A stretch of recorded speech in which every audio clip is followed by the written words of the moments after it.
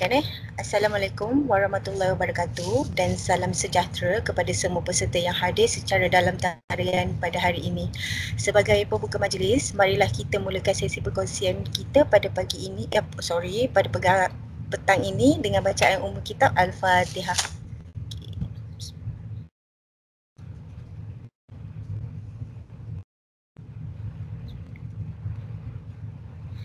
Amin, amin, amin, ya rabbal alamin. Okey. Saya Puan Rodia binti Abdul Hamid, merupakan pengacara majlis untuk program yang sedang berlangsung ini. Baiklah, sebelum program bermula, dipohon para peserta untuk memastikan mikrofon dimatikan ketika sesi perkongsian sedang berlangsung bagi mengelakkan sebarang gangguan. Menggunakan ruang sembang chat sekiranya ingin mengajukan soalan kepada penceramah dan beberapa soalan yang terpilih akan dibaca di akhir sesi nanti. Tuan-puan, hari ini kita akan bersama-sama mengikuti program siri transformasi eksekutif perdana bilangan 14 bagi tahun 2025 yang bertajuk Pendidik Abad ke-21 dengan AI. Program ini akan berlangsung selama 2 jam dan diharap agar para peserta dapat memanfaatkan sesi ini dengan baik.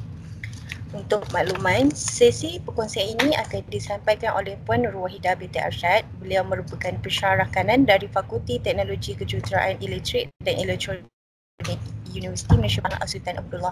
Baiklah, tanpa membuang masa lagi, dengan segala hormatnya dipersilakan Puan.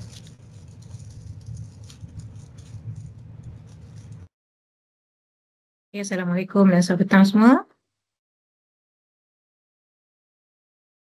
Terima kasih saya ucapkan kepada penganjur pihak HR Universiti Malaysia Pahang yang saya hormati, rakan-rakan pendidik semua, para pensyarah, doktor-doktor, Profesor Madya dan profesor-profesor yang sudi hadir meluangkan masa pada petang ini.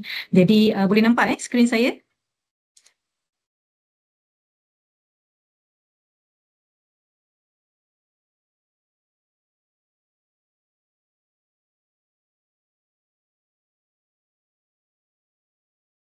Boleh nampak skrin? Okey, saya akan mulakan. Jadi untuk seperti yang dimaklumkan oleh pengurusi majlis sebentar tadi, tajuk yang akan saya sampaikan pada petang ini adalah pendidik abad ke-21 dengan generative AI. Okey. Pertamanya saya bukanlah yang paling arif sekali dalam perkara ini. Jadi mungkin ada rakan-rakan yang lebih arif dan sebagainya mengenai penggunaan generative AI dalam pendidikan dan dalam pembelajaran dan pengajaran. Namun saya ingin berkongsilah di tajuk ini kurang daripada amanah ataupun perkongsian yang perlu saya lakukan atas daripada bootcamp mengenai AI yang pernah saya sertai sebelum ini. Okey, jadi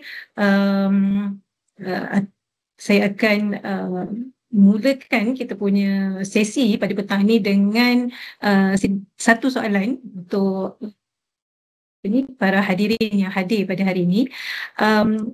Saya akan tanya soalan ini menggunakan Mentimeter, jadi boleh scan QR code ataupun saya share dia punya link dekat chat. Okay, saya ada share link Mentimeter dekat ruangan chat. Saya nak minta para pensyarah semua untuk menjawab soalan ini. Apakah tugasan yang sering dibuat menggunakan generative AI dalam konteks PDP, dalam konteks pengajaran dan pembelajaran? Sekejap, saya ni boleh join menggunakan QR code ataupun link yang diberikan.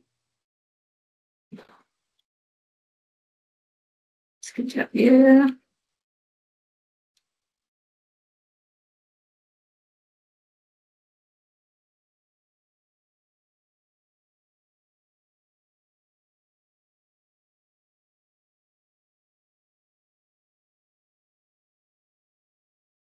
Ada yang respon ke? Link tu saya ada share dekat ruangan chat ataupun boleh scan QR code ni. Kalau siapa nak scan menggunakan phone boleh gunakan QR code ni.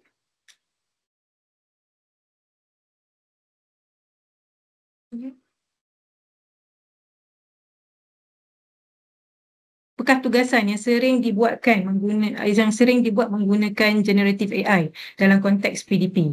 Selalunya rakan-rakan pensyarah semua gunakan untuk apa? Mungkin kita boleh tengoklah dekat sini dari aspek apa yang kita para pensyarah di MPSA ni sering gunakan AI ni. Adakah dari segi membuat nota ke, ataupun dari segi membuat soalan ke. Okey, ada yang respon ke? Tak keluar. Boleh respon ke tak boleh respon?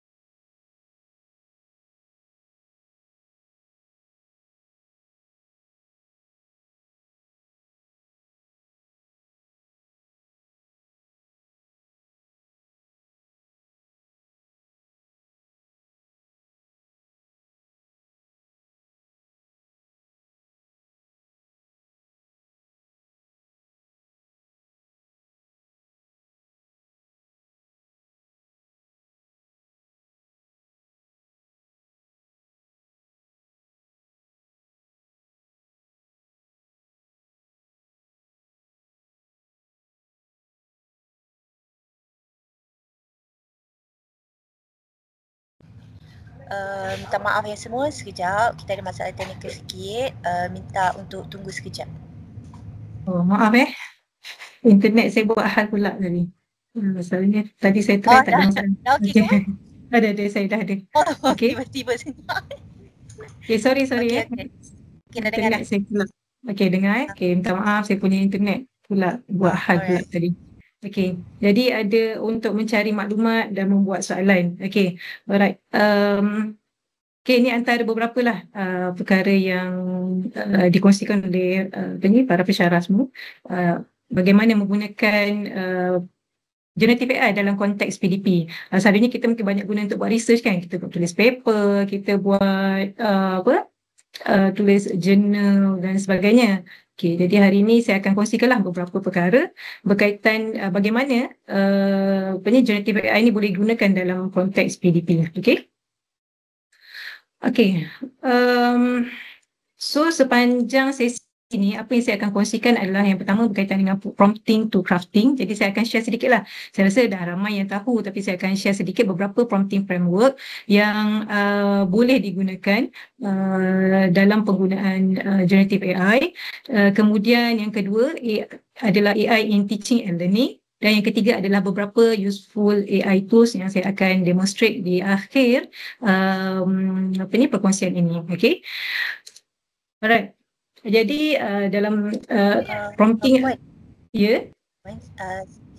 Sebab slide tak terpapar. Slide tak terpapar. Okey. Okey, alright. Sebab tadi agaknya terkeluar tadi. Dia tak mungkin saya dah share semula. Okey, nampak slide saya? Okey, dah nampak dah. Ada dah. Alright, okey. Maaf. Okey. Jadi inilah yang saya ulang semula tadi. Topik yang saya akan kongsikan pada hari ini ada 3 perkara ni. Yang pertama berkaitan dengan prompting, yang kedua berkaitan dengan AI in teaching and learning, dan yang ketiga adalah berkaitan dengan useful AI tools. Okey. Jadi dalam kita akan tengoklah bagaimana penggunaan generative AI dalam perspektif PDP ya. Okey. Prompting semua orang tahu, semua orang sekarang ni tak ada rasanya yang tak pernah guna AI kan. Mostly kita dah guna AI. Jadi kita memang banyak menggunakan prompting, iaitu proses memberikan input kepada AI. Kita bertanya soalan ataupun kita memberi penerangan untuk dia tolong buat tugasan bagi kita agar dia boleh menjana satu respon atau output yang kita kehendaki. Okey. Saya kongsikan dekat sini beberapa prompting framework yang saya perolehi lah daripada bootcamp yang saya hadiri pada sebelum ini, iaitu yang pertama sekali adalah framework RTF. Okay? RTF ni maksud dia adalah Role, task dan juga format. Okey, di mana kita semasa menulis prompting tu kita tulislah kita nak task tu diselesaikan menggunakan role apa. Contohnya dekat sini as a university lecturer. Okey, kemudian apa task yang kita nak minta, contoh saya bagi contoh ChatGPT lah sebab selalu guna ChatGPT kan. Apa task yang kita nak minta dia selesaikan. Okey, contoh di sini design an activity to learn about machine language. Dan juga saya nak format ni adalah dia punya output dia. Saya nak output dia dalam bentuk apa? In a table format. Okay, so ini adalah framework RTF yang kita boleh gunakan dalam menulis prompt untuk sesuatu tugasan lah yang kita nak minta generative AI ni selesaikan. Okay, prompt yang kedua adalah CARE, C-A-R-E, iaitu context, action, results and example. Okay, jadi dekat sini apa yang dimaksudkan konteks, jadi dalam tugasan itu kita explain kepada dia konteks tugasan yang kita nak buat. Contohnya di sini, need to create an awareness about cyberbullying to school students in Malaysia. Maksudnya dalam konteks cyberbully di Malaysia. Okay, kemudian action dia, please suggest a suitable gamified activity to be done in a group of 5. Okay, jadi kita nak minta dia suggest gamified activity. Okay, action yang kita nak minta dia buat. Kemudian result dia adalah the activity should be within 40 minutes. Produce this in lesson plan format. Jadi kita nak result dia, kita nakkan hasil akhir dia dalam bentuk lesson plan. Okay, and then kita boleh juga masukkan example. One example as attached, okay, sama ada kita nak upload dokumen PDF ke, ataupun kita nak bagi link website, link YouTube ataupun gambar kan. So kita boleh minta dia refer kepada attachment ataupun example yang kita berikan. Okay, ini adalah framework kedua menggunakan framework CARE, context, action, results and example. Okay, kemudian yang ketiga, framework yang ketiga, menghuraikan proses penyelesaian masalah secara langkah demi langkah. Maksudnya kita tulislah prompt utama, contohnya create a lesson plan for saya mengajar contoh signal network kan, for topik Fourier series lah saya kata kan, for topik Fourier series. Kemudian selepas kita punya main prompt tu, kita tulis mari kita fikirkan langkah demi langkah. Supayanya dia, sebab bila kalau kita dah biasa guna, bila kita bagi satu prompt dia cepat je kan. Dia cepat, dia jana macam-macam tu panjang kan. Jadi dia tak sabar nak hasilkan semua. Jadi kita boleh juga minta dia berfikir step by step dengan menggunakan prompt ni lah. Let's think through it step by step. Okay, instead of dia jana semua sekali, kita minta dia fikirkan secara step by step. Okay, itu adalah framework yang ketiga. Okay, dan daripada prompting punya framework tadi, dan selalunya kita akan buat beberapa kali lah kan. First tu bila kita bagi prompt, okay, kalau dapat terus apa yang kita hendak tu, syukur Alhamdulillah lah. Tapi kadang-kadang kita ada nak output tu kita nak tune sikit, kita tak berkenan ke, kita nak minta dia ubah. Okay, so kita boleh crafting the output tu daripada hasil yang dah dijana tu, kita boleh crafting semulalah the output tu. Kita go through the text again and change the tone to be more formal. Okay, maksudnya hasil tu misalnya kata dia prompt tak formal, kita boleh minta dia change the tone of the result tu dengan tone yang lebih formal, ataupun minta dia change the readability level to that of a 10 years old, ataupun ensure the two paragraph are coherent, ataupun kita nak minta dia spesifik kepada berapa words dalam setiap paragraph. So kita boleh crafting semula output tersebut kepada supaya mengikut kehendak yang kita hendak kita mahukan. Okay, okay. Kemudian selain kita menulis prompt, kita boleh juga minta, instead of kita minta dia buat soalan, kadang-kadang kita rasa macam tak berfikir, kita tak berfikir pula kan, sebabnya ChatGPT je yang buat semua.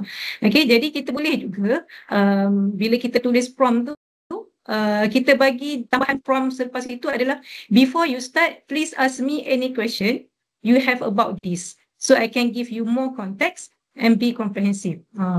Selalu ni kalau saya guna ni, kalau saya nak buat paperwork ke, research paper dan sebagainya, kita minta dia tanya soalan lah, tanya soalan kepada kita.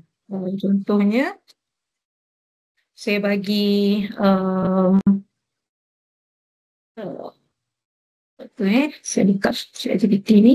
Okay. Contohnya kita bagi, saya nak suruh dia buat kertas kerja. Okay. Create a paperwork for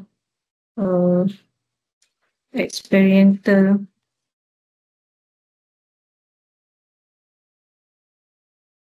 tulang, and then saya copy ayat ni.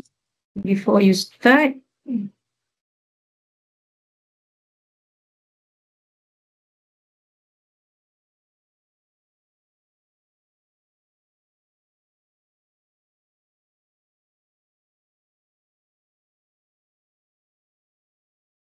nampak ke saya berubah skrin ke ChatGPT ni?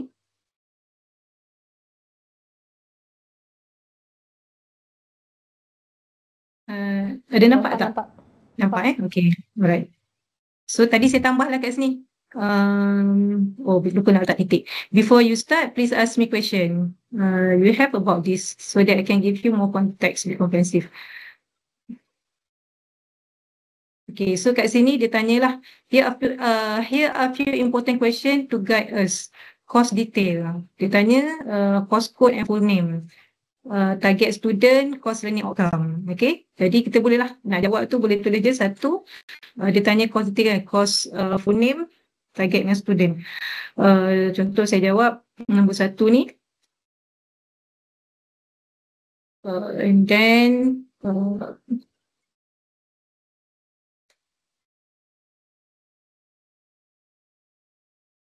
student, so nombor 2 program overview. Contohnya nombor 2 tu saya tak nak jawab kan, so kita boleh skip je lah, terus nombor 3. Okay, program objektif. Okay, program objektif.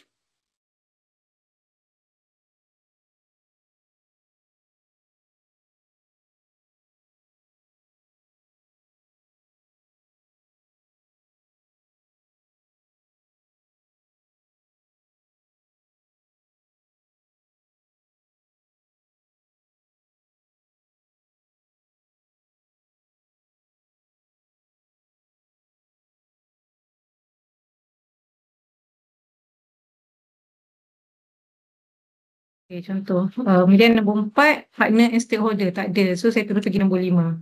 Okay. Timeline implementation, half day.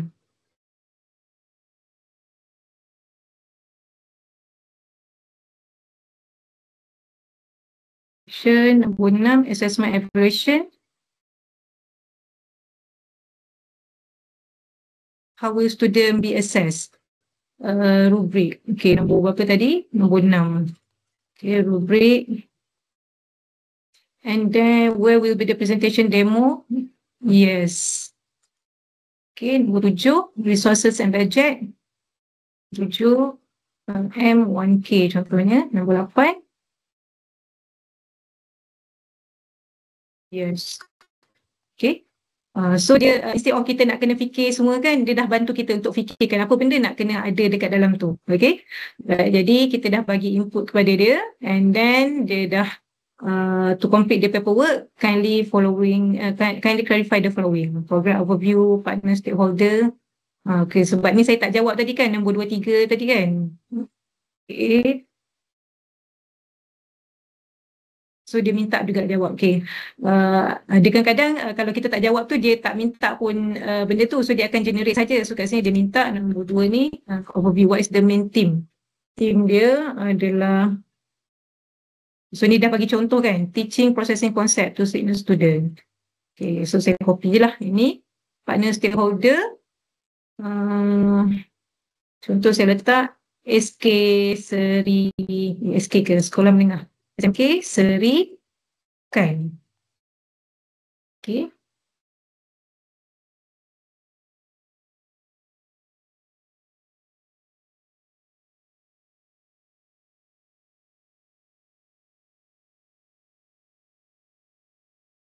So sekarang dia dah generate lah kita punya paperwork tu.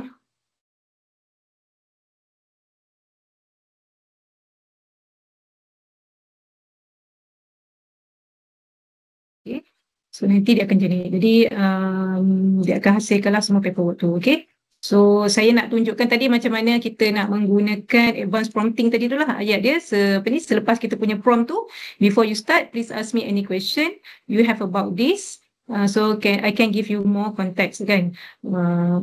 And be comprehensive. Okay, jadi instead of kita tulis prompting tu, kita boleh masukkan attach juga dengan advanced prompting ni supaya kita boleh bagi konteks yang lebih clear kepada ChatGPT untuk menjanakan output yang kita kendaki.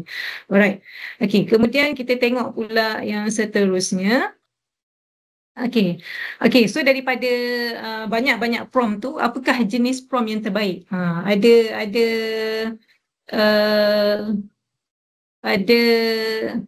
Ada tak sesiapa yang biasa antara jenis-jenis prompt tadi tu, mana satu rasanya adalah jenis prompt type? Boleh tulis dekat chat tersebut, dekat ruangan chat. Okay, saya rasalah daripada jenis care, RTF ataupun kadang kita tulis je kan, asalkan dapatlah output apa yang kita nak. Okay, ada tak apakah jenis prompt yang terbaik? Boleh tulislah dekat ruangan chat tu kalau siapa-siapa yang ada pendapat nak menyatakan apakah jenis prompt yang terbaik. Okay, jadi ada ke? Siapa nak respon? Dalam banyak-banyak prompt ni, apakah jenis prompt yang terbaik yang kita boleh gunakan?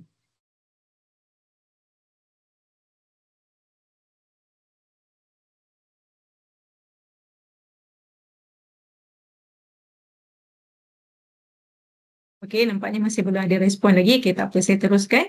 Okey, jadi prompt yang terbaik ni dia tak adalah salah satu kan framework. Sebabnya kita pun tak adalah decide kata this one is the best prompt, this one is the best prompt kan. Jadi prompt yang memberikan yang terbaik ni adalah prompt yang memberikan hasil seperti mana yang kita inginkan lah kan. As long as kita dapat output kita kira okey lah tu kan. Okey, itulah adalah prompt yang terbaik. Okey, as long as dia bagi yang kita nak, itu kita kira dia dah sebagai prompt yang terbaik lah.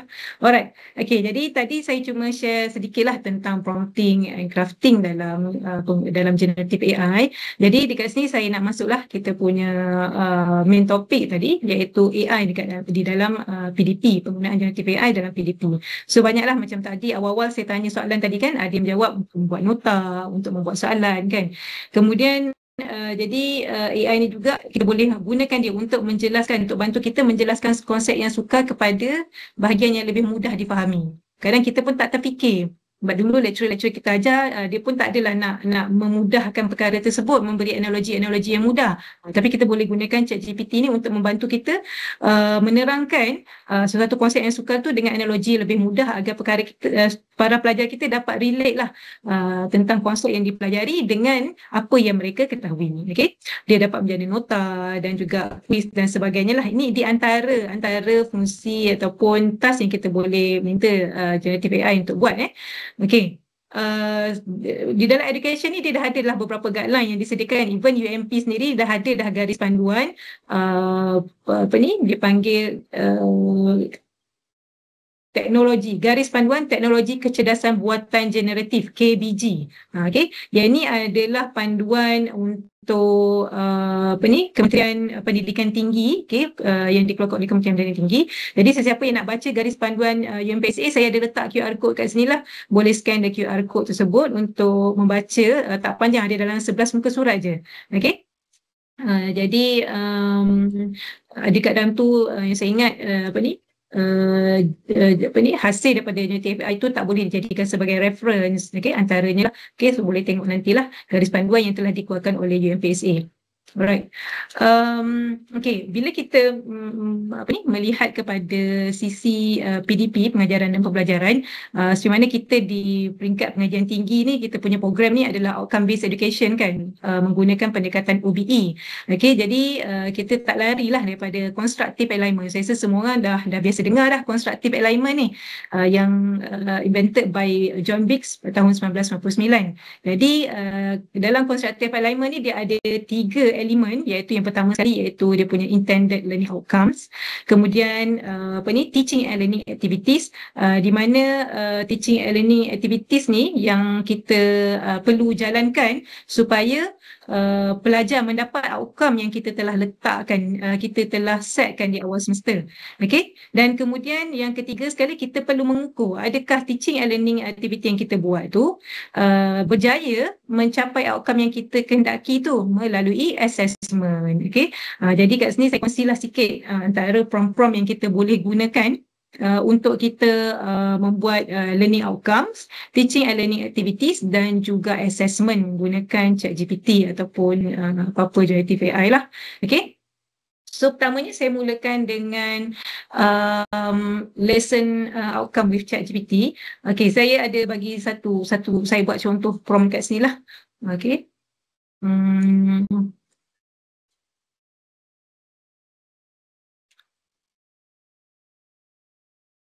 Kat sini saya tulis contoh dekat sini. Ni tadi paperwork tadilah, expected outcome, assessment rubric, dia dah keluarkan siap budget estimation, siapa material. So, jadi kita boleh download Word lah, kita boleh minta dia jana dalam bentuk Word. Okay, so saya tutup yang ni dulu. Saya nak tunjukkan tentang apa tadi?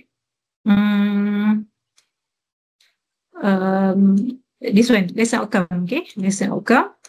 So ni tadi dia punya prompt dia. Saya sedang mengajar circuit analysis. Ni subjek di FTKE lah. Saya guna contoh subjek di FTKE. Mengenai topik Kirchhoff Law untuk pelajar tahun 1 di universiti. Okay, jadi dia punya konteks tu adalah pelajar universiti tahun 1 dan kursus dia adalah kursus circuit analysis dengan topik Kirchhoff Law. Hasil pembelajaran bagi pelajaran ini adalah untuk pelajar memahami konsep Kirchhoff Law dan boleh menyelesaikan soalan litas, series dan paralel. Boleh bantu saya merangka objektif pembelajaran. So bagi setiap kursus tu kita punya COPA tu dah ada course outcome masing-masing kan. Jadi tapi bila kita nak pergi kepada topik by topik tu, kita nak kena ada lesson outcome yang lebih spesifik bagi setiap topik tu. Okay, kita boleh minta ChatGPT ni untuk keluarkan hasil lesson outcome yang sesuai untuk sesuatu topik tersebut. Okay. Jadi dekat sini okay, berdasarkan maklumat, okay, ni dijawablah objektif pembelajaran, menjelaskan hukum KCL dan KVL. Okay, domain kognitif dia pemahaman dan juga pengetahuan. Okay. Okay, so kat sini dia dah bagi lima lesson outcome. Menjelaskan hukum Kirchhoff Law, mengenal pasti elemen-elemen litar, menggunakan hukum KCL, menyelesaikan masalah litar. Jadi boleh pilih lah. Tak adalah kita kena ambil semua kan. Contoh kalau macam topik ni dia lebih kepada application. Jadi kita boleh ambil lah menyelesaikan masalah litar elektrik yang melibatkan gabungan litar. Okay, sebab ni dalam BM kan. So kita nak suruh dia buat ni, English, BI. Sebab saya selalu suruh, saya tak tulis English, saya tulis BI je. Jadi dia dah faham lah, ChatGPT saya dah faham lah BI tu apa. So in English version, identify, apply KCL and KVL to analyze current and voltage in both series and parallel circuit. Jadi contoh saya nak ambil ni kan. So kita boleh pilih lah ni sebagai saya punya lesson outcome. Alright. Okay. Seterusnya. Teaching and learning activities with ChatGPT. Okay, jadi bila kita nak tulis prompt untuk minta ChatGPT buatkan teaching and learning activity ni, ada beberapa perkara lah yang kita perlu berikan kepada ChatGPT supaya kita dapat apa yang baik. Itu yang pertamanya, maklumkanlah kepada ChatGPT tu apa kita punya learning outcome. Okay, apa learning outcome bagi aktiviti yang kita nak buat tu. Contohnya di sini, clearly state the learning objective. For example, how to develop critical thinking skills through topic X. Ini kalau dia nak kalau belum taxonomy tu level level 4-5 macam tu kan. Okay. Right. Kemudian include classroom context, iaitu dari segi apa classroom context ni, dari segi class duration, umur, education level. Kalau kita dah letakkan education level macam untuk universiti, tak perlu nak letak umur, tak apa. Kemudian student background to ensure the output suit the classroom context. Okay, selain tu apa lagi yang kita boleh letak dalam prompt tu adalah kita lebih baik kalau kita boleh minta dia untuk outline the lesson plan using constructive alignment structure. Kalau constructive alignment structure macam saya tunjuk tadi, dia kena ada tiga-tiga tu lah. Ada learning outcome, ada teaching and learning activities, ada assessmentnya. Jadi senang, kita dah tahu dah untuk topik tu, topik yang kita nak ajar ni, ini dia punya lesson outcome, ini dia punya assessment method. Okay?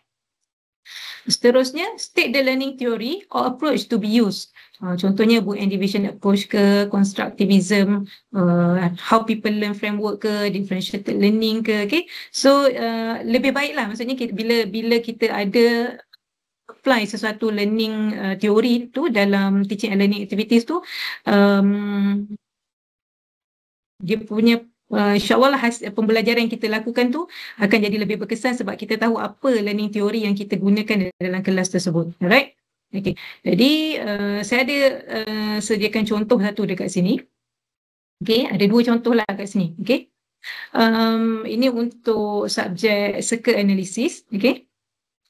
Saya sedang mengajar subjek circle analysis mengenai topik nodal analysis. Ini minta maaf lah yang saya gunakan contoh untuk di FTKE. Bagi pelajar universiti tahun 2 yang terdiri daripada 40 orang pelajar.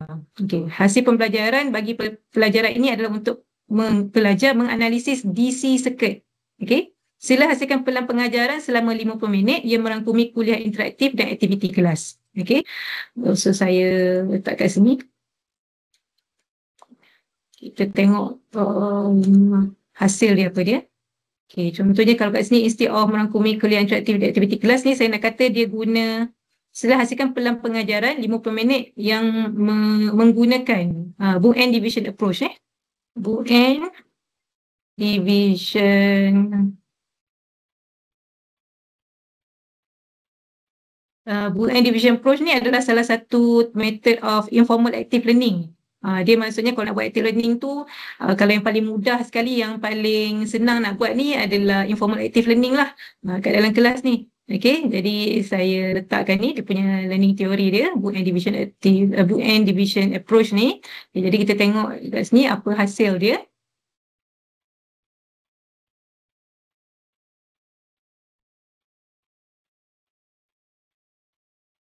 Okay, ini tadi sebab kita dah bagi tahu dia punya hasil pembelajaran adalah the course outcome untuk pelajar menganalisis DC circuit. Okay, so dia dah tulis kat sini hasil pengajaran.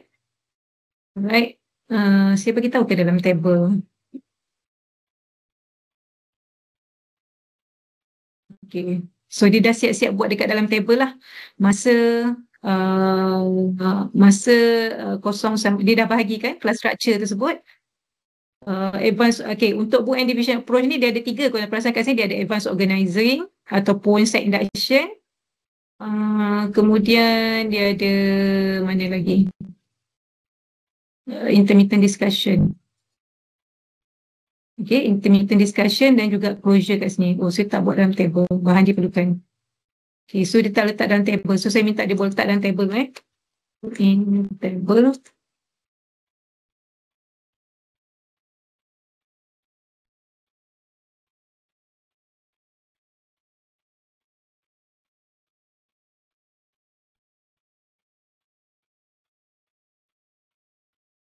Okay, jadi kat sini dia dah letakkanlah dalam table lah. Okay. So ni kita punya lesson plan lah untuk topik nodal analysis. Jadi kalau misal kata lebih bagus macam dalam syllabus masing-masing tu kita dah ada kan topik ni kita nak ajar selama berapa minggu. So boleh masukkanlah. Okay, ada satu chapter ni, okay, boleh masukkan topik-topik dia. Bagi masa berapa minggu kita nak cover untuk kelas berjam dan sebagainya.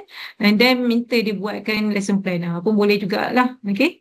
So ni saya bagi contoh satu topik. Okay. Jadi dia dah buat dah. So kita ada komponen book and division approach iaitu advanced organizing, intermittent discussion dan juga closure activity. Ni memang komponen-komponen dalam book and division approach punya method. So apa aktiviti dia boleh buat? Tayangan video, kelas point tak adalah kita kena buat sendiri, kena buat semua aktiviti ni. Kita boleh pilih jugalah. Okay, boleh pilih mana-mana aktiviti yang kita suka. Dan tujuan aktifkan pengetahuan sedia ada, tarik minat pelajar, sediakan konteks pembelajaran. Okay. Okay. Kemudian ini intermittent discussion. So in between ini kita boleh buat ni kata penerangan langkah-langkah nodal analisis. Kat sini akan bagi lecture lah. Akan bagi lecture. So apa tujuan dia dah tulis kat sini. Dan kalau kita nak tulis ni dia tuliskan jika perlu versi Word ataupun Google Docs. So saya minta sini versi Word. Word, so dia akan jana lah dia punya file dalam bentuk Word tu.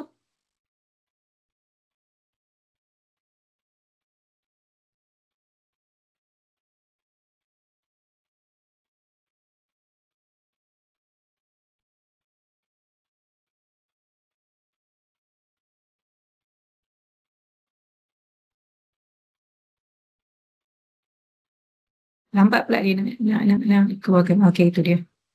Alright, so muat turun di sini. Kadang-kadang dia luar file dia, kadang-kadang okay, dia punya file, so kita tengok. Okay, so ini dia punya tadilah table tadi yang dia dah buat. Jadi dah dapatlah satu lesson plan untuk topik nodal analysis dan aktiviti-aktiviti yang kita ni. Kadang kita tak tahu kan apa ni, ialah kita punya pelajar-pelajar sekarang ni apa ni 21st century punya student ni dia apa generasi generasi nak cepat kan, nak cepat, dia nak tak boleh dengar chalk and talk saja kan. Dia nak kena ada aktiviti-aktiviti yang interaktif di dalam kelas. Jadi kita pun kadang tak ada idea nak buat, jadi bolehlah dapatkan idea daripada lesson plan yang kita jana daripada ChatGPT ni. Okay, so saya tutup file ni. Right. Okay, so far okay ke semua? Kalau okay, boleh type nombor 1 dekat ruangan chat tu. Maklumlah petang-petang ni kan. Petang ni. Okay. Okay, Alhamdulillah ada yang respon. Okay. Okay, seterusnya tadi instead of ni ada juga kadang kita saya bagi contoh kedua ni, saya nak ajar subjek digital electronics. Saya ada 40 orang pelajar dan saya kena pasti dalam 10 pelajar saya memang sangat lemah electronics dan hilang minat dengan subjek ini. Saya rasa nak give up bagi idea untuk survive ajar topik multiplexer sampai 40 minit. So kadang kita pun ada masa-masa kita give up nak mengajar sebab tak tahu nak buat macam mana kan. Jadi yang ini kita panggil, kita guna untuk nanti dia akan bagi apa differentiated learning. Itu kita ada pelbagai latar belakang pelajar. So dia boleh bagi kaedah lah pengajaran. Kalau kita tengok saya ni dekat sini. Okay. Form ni apa yang keluar.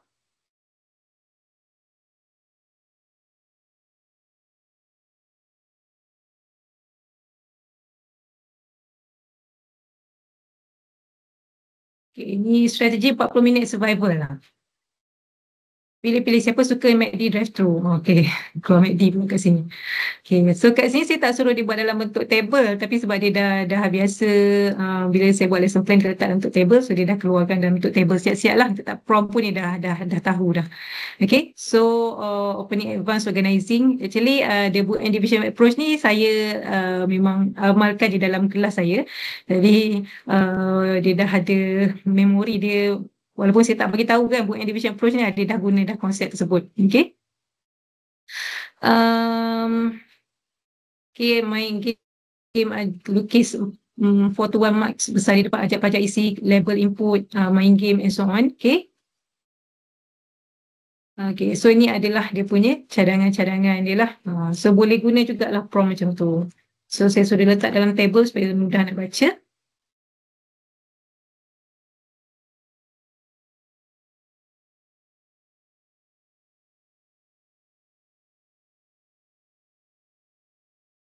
So dia dah bahagilah kepada apa dia punya aktiviti pasar kat sini, and then masa yang diperuntukkan, aktiviti dan tujuan serta strategi pengajaran yang boleh digunakan lah. Okay. So nanti boleh cuba mengikut apa strategi pengajaran pembelajaran yang para pensyarah, tuan-tuan, perempuan, doktor-doktor semua gemari. Boleh cuba letakkan, nak buat problem based learning ke, nak buat cooperative learning ke, okay? Boleh cuba bereksplorasi lah dengan prompt-prompt tersebut. Alright, okay, itu berkaitan dengan teaching and learning activity lah with ChatGPT. Okay. Alright. So kalau kita tengok selain lesson plan, Monetary assessment, okay, assessment. Kita juga boleh minta, instead of selalu kita minta tolong ChatGPT buat soalan. Okay, buat soalan, maksudnya kita upload slide ke dan sebagainya, dia boleh generatekan soalan kan. Okay, bagi cara dengan soalan. Selain itu kita juga boleh minta ChatGPT untuk buatkan generative AI ni untuk buat assessment, okay, assessment rubrik, okay, untuk buat rubrik penilaian pelajar. Contoh kat sini saya nak buat saya nak bagi projek tentang MATLAB GUI lah. Saya nak minta pelajar buat MATLAB GUI untuk subjek Signal and Networks. Kemudian saya bukan sahaja nak ukur produk akhir, tapi proses yang dilalui oleh pelajar. Boleh tak buat rubrik dengan skala rating 1 hingga 5. So kini kita kita minta dia suruh buat scale, dan setiap rating ada description sendiri dalam bentuk table form. Okay. Selain tu, kalau kita di peringkat untuk accreditation punya level, nanti kita perlu setiap kita punya assessment tu dia ada tagging kan, kita tagging mapping dengan course outcome, program outcome dan sebagainya. Jadi kita boleh letaklah sekali siap-siap, instead of kita letak kita punya course outcome, kita boleh bagi tahu juga dia punya program outcome, macam contoh prompt dekat bawah ni. Okay, untuk let's say untuk projek ni saya nak minta dia saya akan map dengan assignment untuk PO11. PO11 iaitu lifelong learning. Okay, so contohnya ini adalah subjek untuk engineering technology, Bachelor of Engineering Technology. So PO11 adalah lifelong learning, dan dia merangkumi attribute of SK8, iaitu engagement with the current technological literature of the discipline and awareness of the power of critical thinking. Okay. So kalau saya buka lah mapping tu kan, kita punya CO ni, CO punya graduate attributes ni. Okay. So untuk lifelong learning ni, dia mapkan dengan SK8 kan. SK8. Jadi sebab tu saya guna SK8 lah dekat sini. Okay. Jadi kalau saya gunakan this one, without first kita tengok dulu dia punya hasil dia tanpa saya bagi tahu kita punya program outcome punya mapping, program outcome mapping ni.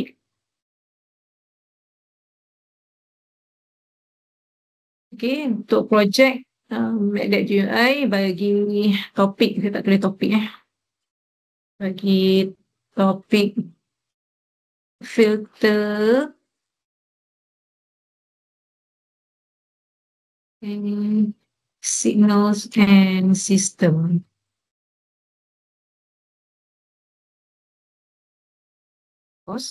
Saya nak ukur bukan saja produk akhir tapi proses. Boleh tak buat rubrik dengan rating. Jadi dia dah keluarkanlah rubrik form. So kita akan tengok nanti output dia saya nak dalam bentuk table dalam bentuk table. Jadi dia keluarkan kat sini.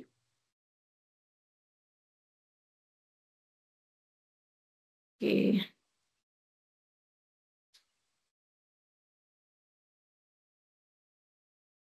Right.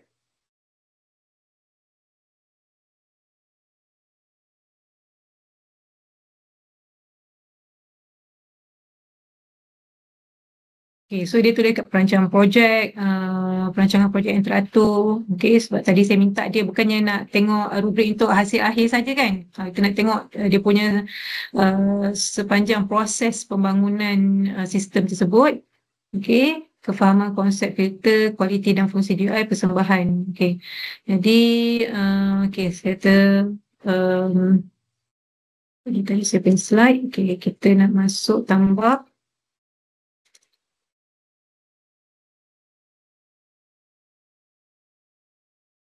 Projek ni mengukur program outcome. Okay. Saya tambah kat sini.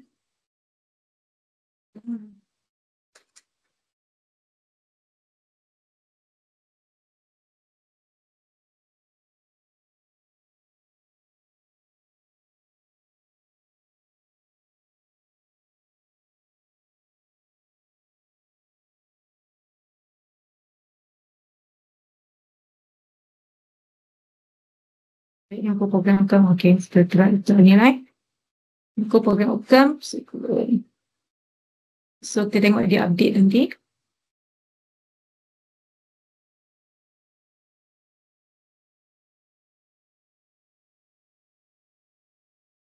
Okay, so dia update.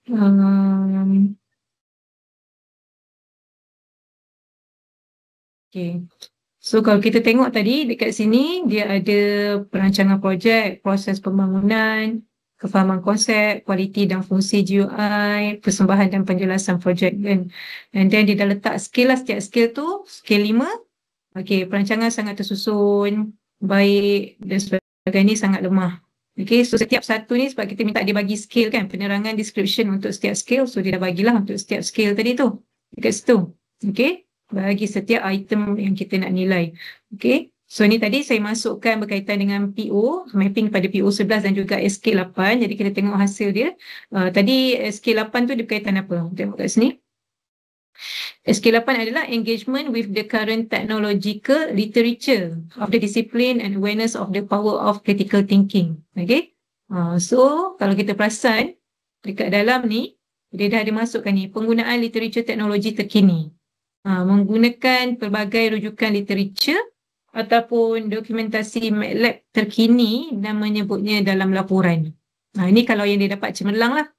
Kalau yang lemah tu, sangat lemah ni, tidak menunjukkan sebarang usaha merujuk rujukan teknikal. Dia dah ada setiap description tu, mudah untuk kita untuk memberi markah lah kepada projek yang dijalankan oleh pelajar. Okay. So ini hasil dia. Okay, tadi sebab form saya dalam MDM tadi kan.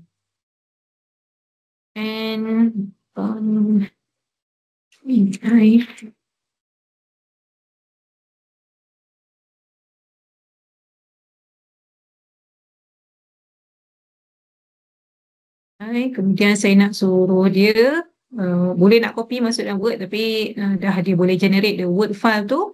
Kita boleh minta dia untuk jana rubrik ni dalam bentuk Word file lah.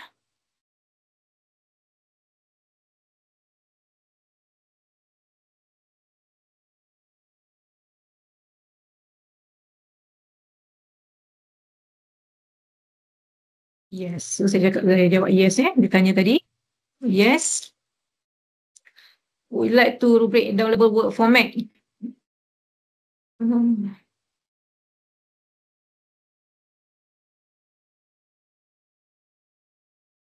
Okay. Saya punya ChatGPT petang ni dia agak slow. Siapa-siapa yang nak cuba, okay, dia punya ni, saya share saya punya slide ni. Saya share dekat ruangan komen kat situ. Okay, nanti boleh try lah mana-mana prompting yang ada dekat situ, boleh try. Saya share dekat ruangan chat kat situ. Okay, chat. Jadi kita tengok apa hasil dia tadi. This one. Okay, so ini hasil dia. Here's the rubric in the Word punya format tadi kan. Okay, so kita tengok macam mana dia terhasil.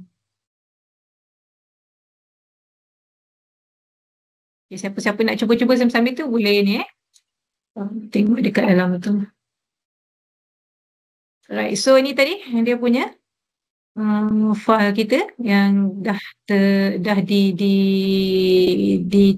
jana dalam bentuk Word file. Okay, dah siaplah satu rubrik dengan fokus kepada PO11 dan juga attribute SK8 tadi, engagement with the technological literature critical thinking. Okay, jadi kadang kita pun pening juga nak fikir rubrik yang terlalu detail kan. Jadi kita dah dapatlah satu rubrik yang spesifik untuk topik yang ataupun projek yang kita buat pada para pelajar kita lah. Okay. Okay, saya close yang ni. Tadi. Adakah saya tertutup sebenarnya? Oh, tidak. Okay. Okay, itu tadi berkaitan dengan rubrik.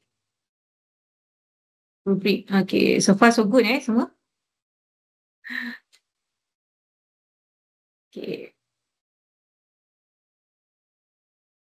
Tadi boleh cuba-cuba prompt yang ada tadi tu yang saya bekalkan dalam slide tadi. So selain kita menggunakan AI, sebab kita tahu bukan lecturer saja yang menggunakan AI dalam kelas ni kan. Para pelajar pun dia menggunakan juga AI untuk menyiapkan assignment dan tugasan-tugasan untuk jawab soalan yang kita berikan kepada mereka. Jadi dalam kelas tu kita boleh sama-sama lah untuk educate students on ethical use of the generative AI ni kan. Jadi sebelum kita punish pelajar dia hantar ni AI punya generated, tapi kita sendiri tak pernah dalam kelas sebut tentang memberi kesedaran lah berkaitan dengan penggunaan AI dalam kelas ni. Jadi boleh kita sama-sama lah lepas ni educate pelajar kita cara bagaimana nak menggunakan AI dengan efektif. Contoh boleh bagi tahulah prompting framework yang awal-awal tadi kepada para pelajar supaya mereka dapat menggunakan AI itu dengan lebih berkesan kan.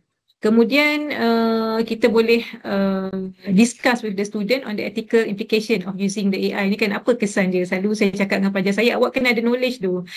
Without knowledge, kalau dia tak faham konteks ataupun sesuatu topik tu, kemudian dia masuk dalam AI, selalunya bila saya tengok memang hasil dia dia ditipulah oleh AI kan, sebab dia tak dapat jawapan-jawapan yang betul. Sebabnya dia pun tak boleh nak validate whether the information yang diberikan oleh AI itu betul ke tak betul. Jadi dia kena faham dulu sesuatu perkara sebelum dia menggunakan AI.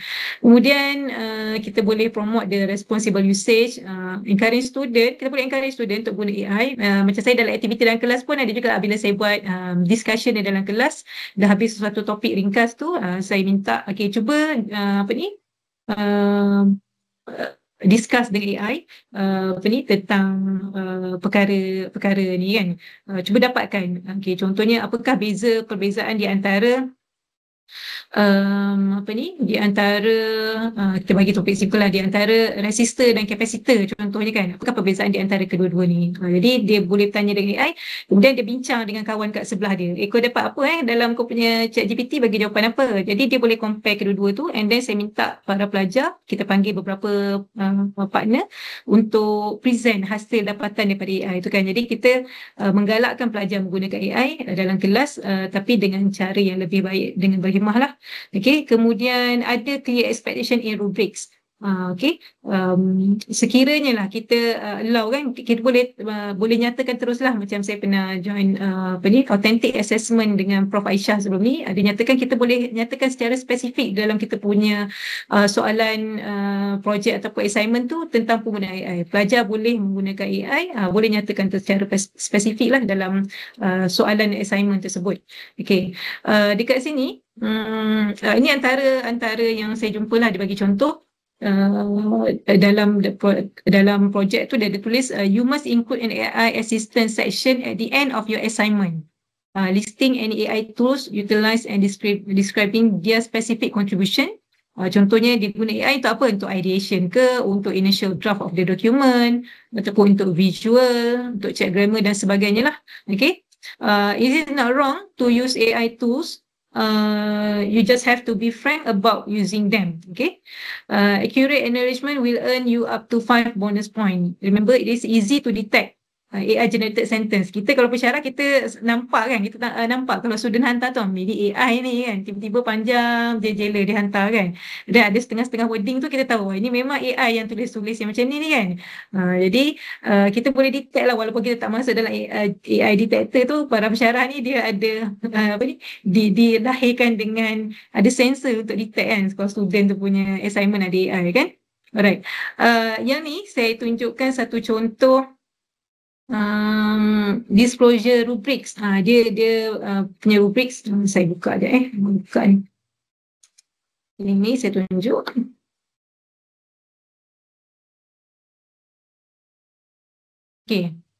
Ini adalah rubrik. Contoh kalau kita nak letak lah, kita nak minta pelajar disclose sama ada dia guna AI ataupun tidak di dalam dia punya projek ataupun assignment ataupun apa-apa assessment lah yang dilakukan. Mungkin kita boleh menggunakan lah ni contoh rubrik yang saya jumpa lah kan. Kita adakah setakat mana penggunaan AI yang digunakan dalam proses dia menyiapkan menyiapkan projek dia tu tersebut kan. Okay, so sama ada contohnya dekat sini ideation, no AI assistant ataupun significant AI assistant kan. Jadi mungkin boleh include lah tentang penggunaan AI ni, sejauh mana kita nak bagi kebenaran, adakah kita fleksibel dengan penggunaan AI. Kalau macam untuk subjek-subjek saya,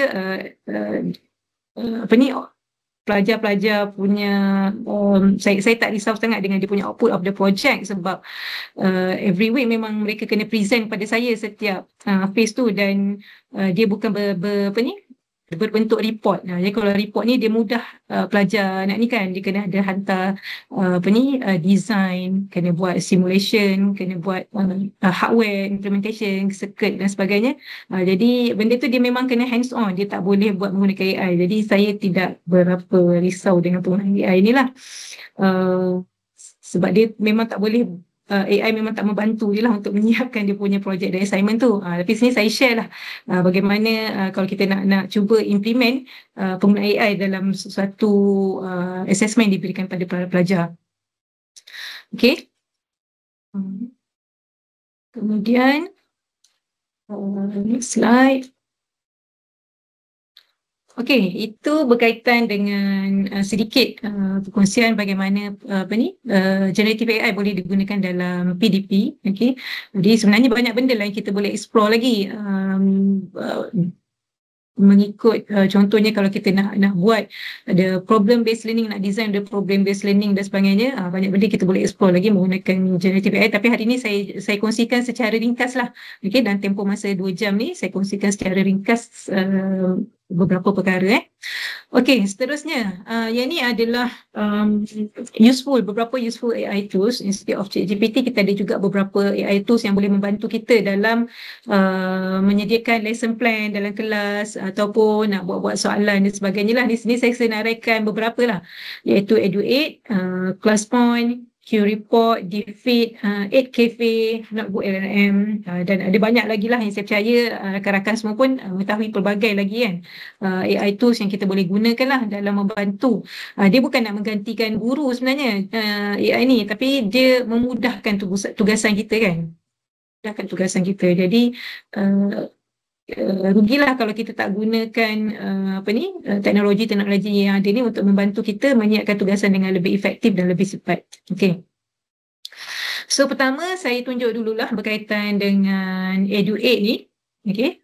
Edu8 ni kita ada fungsi dia apa? Dia adalah sebuah software, bukan software lah, dia website untuk generate lesson plan, teaching ideas can match with curriculum standard. Dia adalah freemium model, boleh 15 generation per month. Okay? So boleh guna untuk generate apa-apalah sebanyak 15 kali. Jadi kita tengok dulu untuk Edu8 ni. Saya tunjuk satu persatu. Okay, ni adalah Edu8. Kalau nak try, boleh type lah tu edu8.ai. Okay, edu8.ai. So boleh try masuk dalam dia punya website. So kita akan nampak dalam website dia beginilah rupa dia.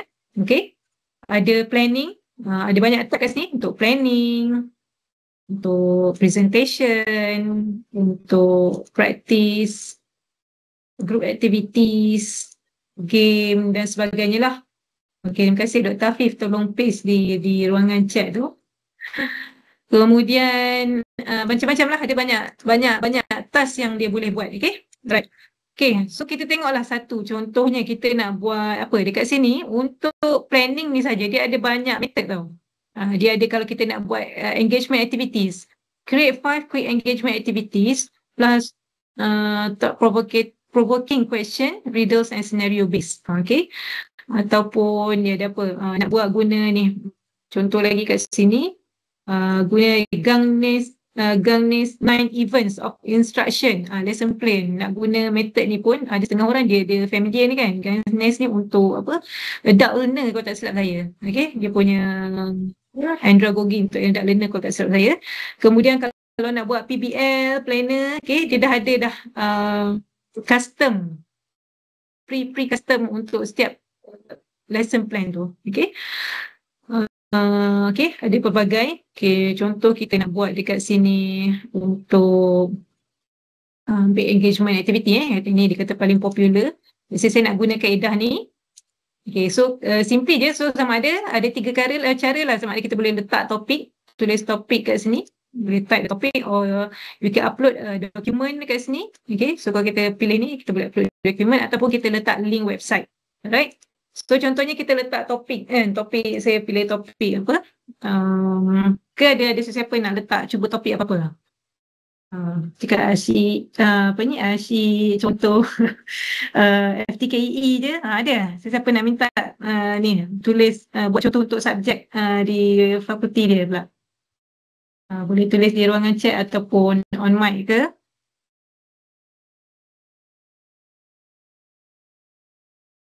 Okay. Kalau tak ada, saya try guna ni. Kita guna contoh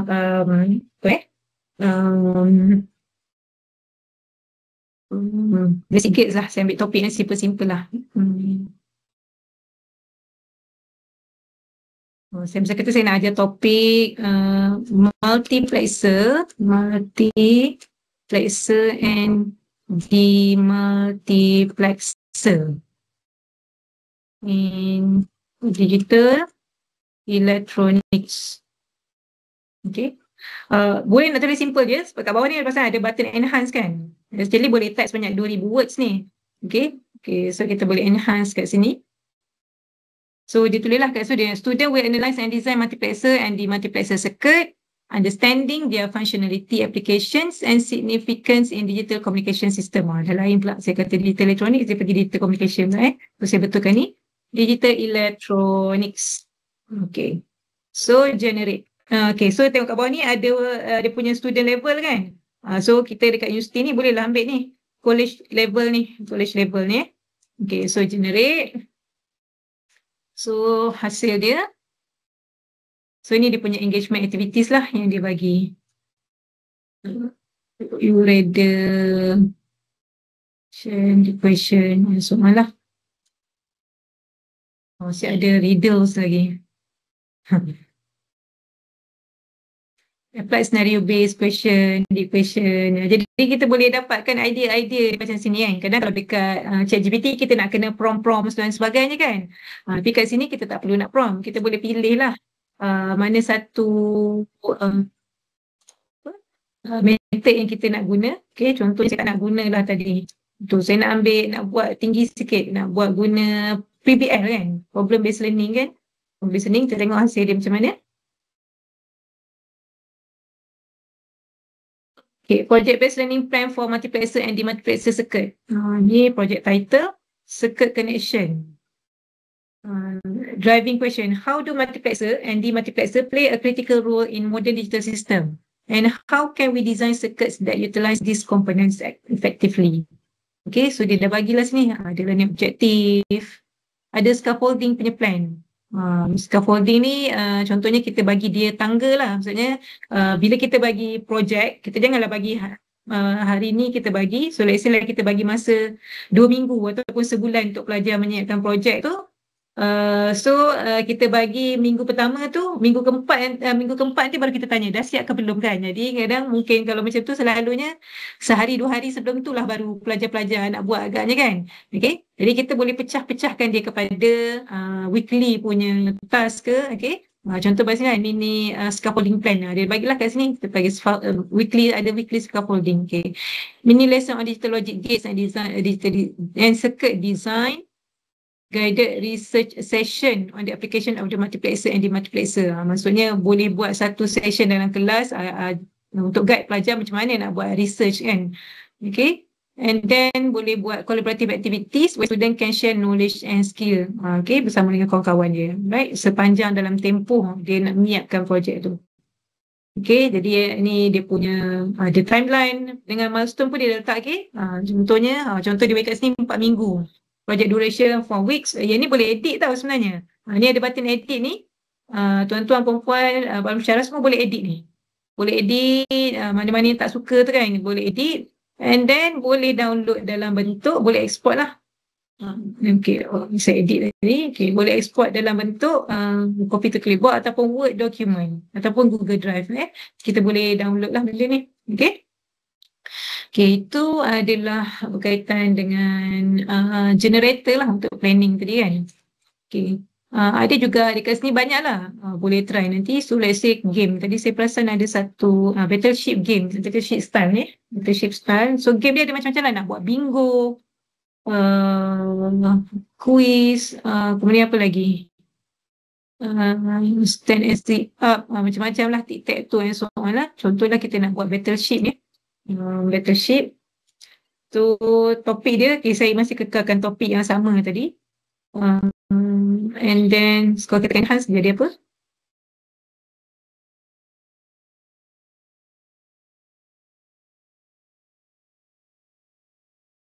Okay, lebih kurang saja kan tadi. Okay, so kita generate.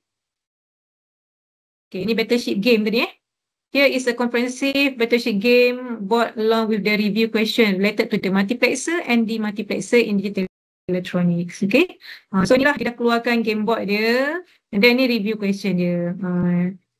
Okay, battleship ni yang bila dia jawab tu game rules dia. Dia adalah kat sini rules dia macam mana nak ni highlight 4 block and so on ni lah.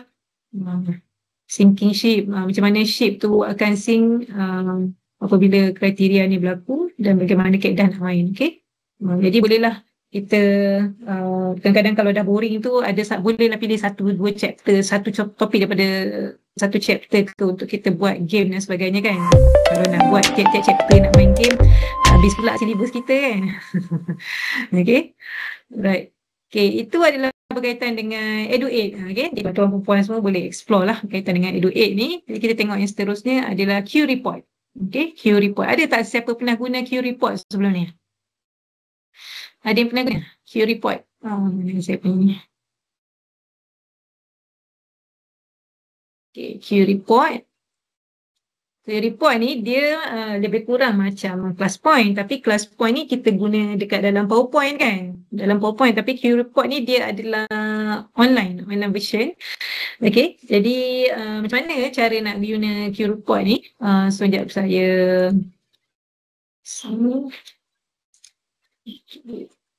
Q-Report.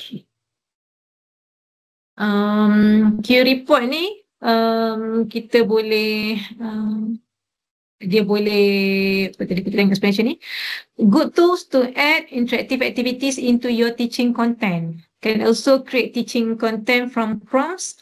Okay, so dia adalah freemium model. So kita tengok tadi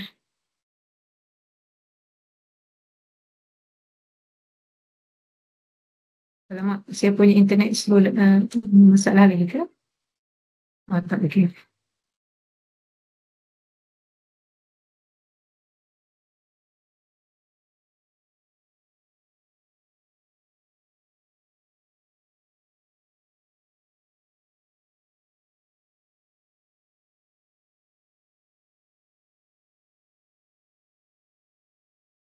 Assalamualaikum.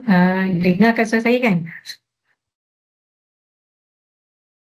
Sorry, ada gangguan internet tadi. Okay. Jadi untuk Q-Report ni pula,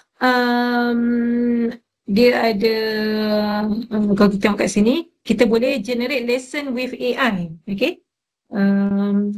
Align to skill, content and standard, ataupun create a bank lesson. Okay.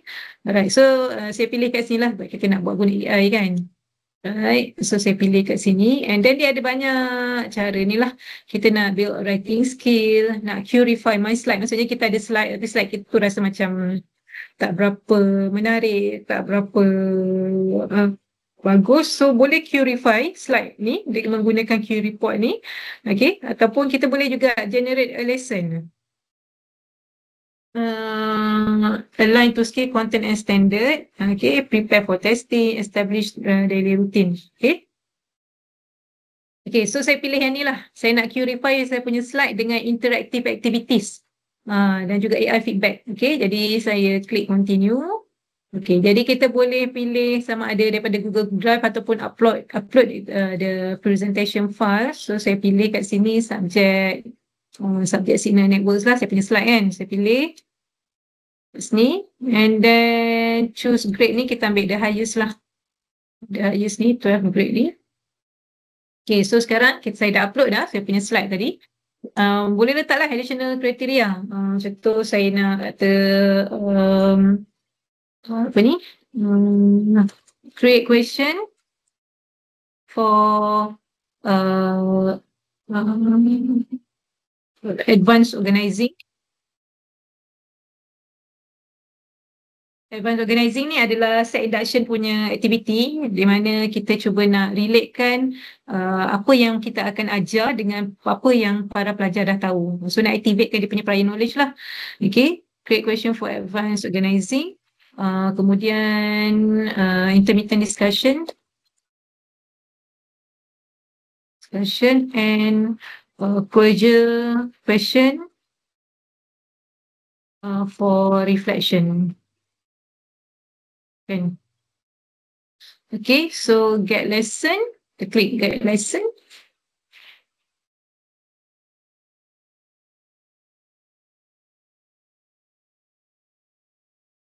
Okay, so dia pesan always apa ni, double check kan content dengan AI ni.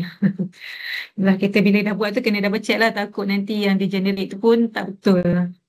Okay, so kita as the SME kan, subject matter expert, saya rasa benda tu insyaAllah lah tak ada masalah, kita akan double check kan semua apa yang dijana oleh AI ni. Okay. Jadi nanti bila dia siap, kita boleh terus apa ni, share link tu pada para pelajar untuk mereka buat interactive activities dalam apa ni, subjek slide tersebut.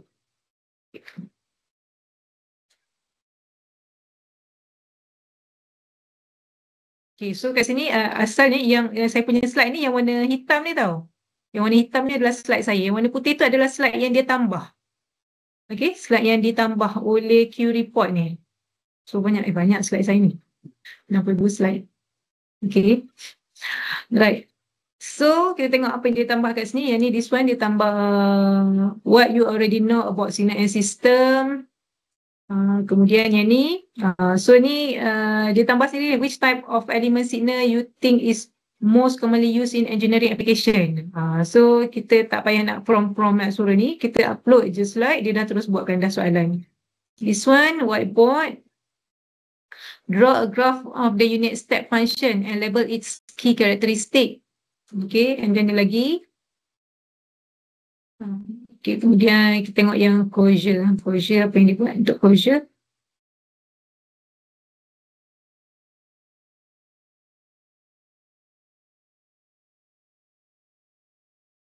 Untuk closure dia tak ada buat. Okay. Oh, saya silap. Saya upload yang PowerPoint. Sepatutnya saya upload yang PDF. Ni dia jadi panjang sebab dia dah ada respons student-student saya letak dalam ni. Sebab tu jadi panjang. Oh, saya tersalah upload file tadi. Okay, tak apalah. Right. Jadi macam mana nak guna? So saya tunjuk Alamak, mana tadi?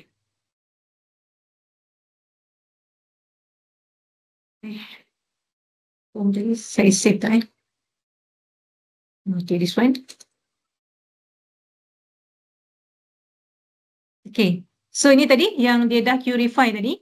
So kita boleh start this lesson. Okay, macam mana nak guna dia kan? Kita start this lesson. Okay, so student boleh join. Okay, student boleh join. Bila kita start lesson tadi tu, kita punya slide tu kita dah masukkan dekat dalam Q report ni. And then kalau sesiapa nak try, bolehlah try scan this QR code. So nanti yang bila student enter dekat dalam ni, dia tak keluarkan nama sebenar tau. Ini dia letak nama lain, nama pendua untuk student tu. Jadi student tu dia tak tahu, sebenarnya kita tahulah dia tu siapa, tapi orang lain tak tahulah. Sharing Volcano ni orang lain semua tak tahu siapa kan, tapi kita boleh tengoklah siapa pelajar tu. Okay, so nanti dia akan bagi nama pendua untuk semua pelajar tersebut. Okay, so kalau saya start dekat sini, saya pergi pada slide yang ada aktiviti tadi kan. Okay, so slide yang ada aktiviti kat sini. Okay, saya start lah di slide aktiviti. So timing tu boleh set lah, contoh nak bagi 1 minit je kan. 30 second lah contoh kan, kalau 1 minit tu boleh start aktiviti. Okay, so bila saya start aktiviti tu, akan keluarlah dekat phone tadi siapa yang masuk tadi dalam queue report tu. Yang lain-lain kalau nak join bolehlah try masuk ni kan 6676083 ni punya kod tu. And then dia boleh respond. Dia boleh respond akan keluarlah dekat sini ni. Okay. So just upload punya file and then minta queue report to apa ni curate kita punya slide, so dah dapat lah ni online activities. Okay.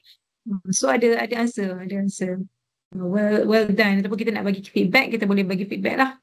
Okay, ini jawapan dia. Okay. Alright, so untuk setiap soalan yang tadi tu, okay, macam soalan ni, okay, kalau kita saya start aktiviti dia. Alright, so dia akan, student boleh respon lah terhadap soalan-soalan yang ni. Okay. Baik.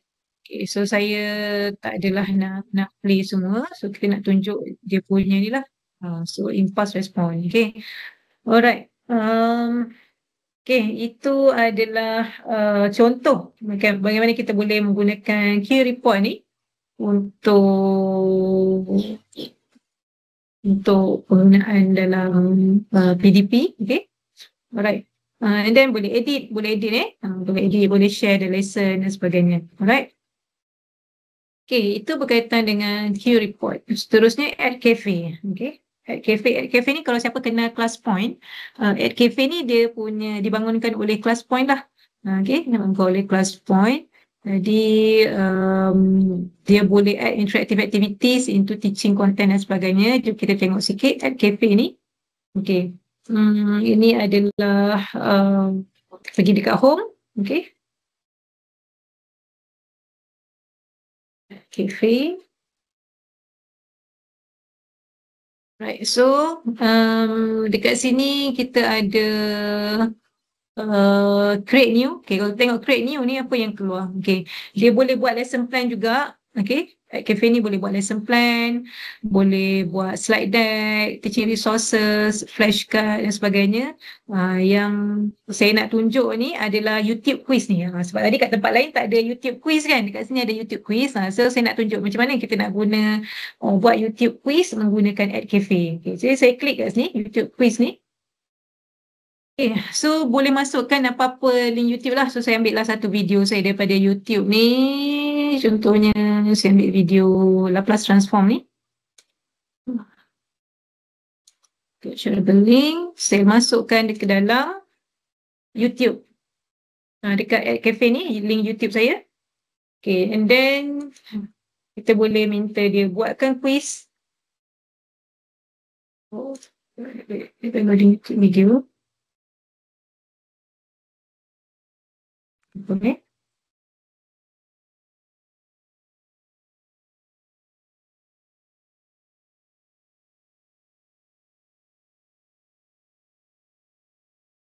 Sekejap, kenapa dia tak boleh? Saya nak try copy semula. Okay.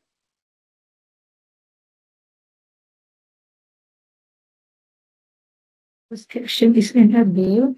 Ini sini.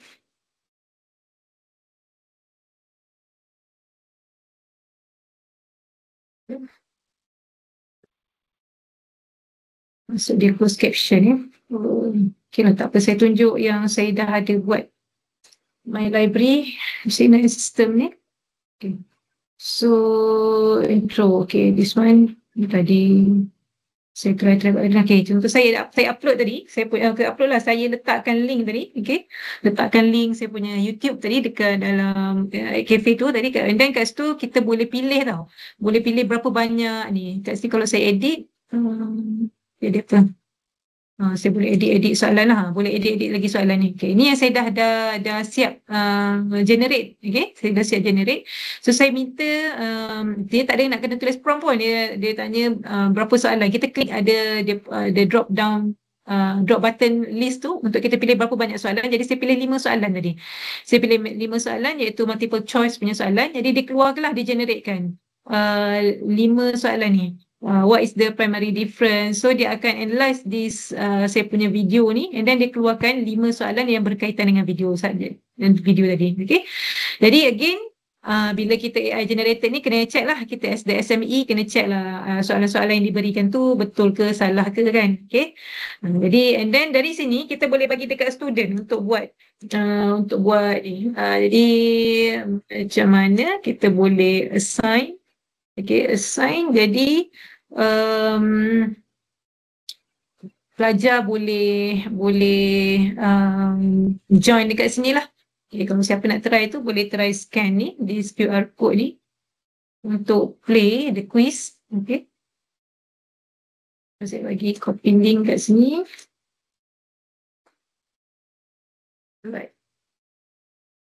Okay, saya bagi situ untuk YouTube tu. Alright. Jadi, and then saya boleh tengoklah dia punya respon pelajar. Dia lagi kat saya apa? Tak ada. Okay, so saya boleh tengok respon pelajar lah. Contoh kat sini ada satu participants, masa yang dia ambil dia 15 second and then markah dia 20%. Okay. So boleh tengok siapa participant tadi tu, kita boleh tengok lah. Kalau nak minta suruh pelajar buat kan, suruh student, okay, kita bagi YouTube and then kita bagi soalan-soalan tadi. Boleh share daripada sini and then kita boleh tengoklah siapa pelajar yang respon dan sebagainya. Okay, dalam Cafe ni. Okay, so ni antara dia punya soalan-soalan tadilah, ada 5 soalan yang dijana secara automatik oleh Cafe ni tadi. Okay. Right, so kita pun juga boleh download the report tadi kat sini. Boleh download report, so boleh tengok apa ada dalam report dia ni. Okay.